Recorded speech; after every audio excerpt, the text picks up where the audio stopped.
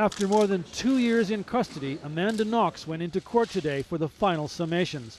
The 21-year-old American student gave her parents a tight smile as she took her place to listen to the lawyer for her co-accused and former boyfriend begin the final arguments. Knox's lawyer will get his chance tomorrow, but the case against Raffaele Sollecito is virtually identical to that against Knox. Her parents are hopeful to the point of being convinced that this will be the winning moment.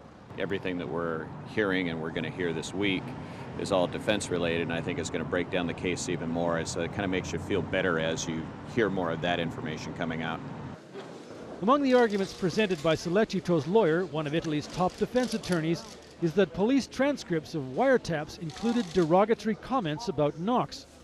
The case that Knox and Sollecito murdered Knox's housemate, British student Meredith Kircher, during a drug-fueled sex game rests mainly on forensic evidence, including a knife that allegedly had the DNA of both girls on it. The defense contends that the DNA was mishandled and cited testimony from an expert witness who said it was not the murder weapon. Knox's defense summation will also refute claims made by the prosecution in summation that Knox and Kircher were enemies rather than friends.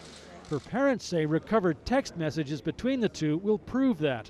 And one of the key things that's at the end of all of those text messages is a little plus sign, and in that world of texting, that means a kiss. And so how they could have, come up with a hatred scenario with them, texting back and forth that way is beyond me. Just to add to the drama, Knox's parents have been given notice that they face a possible charge of defamation over statements they made that the Italian police abused their daughter when she was first taken into custody.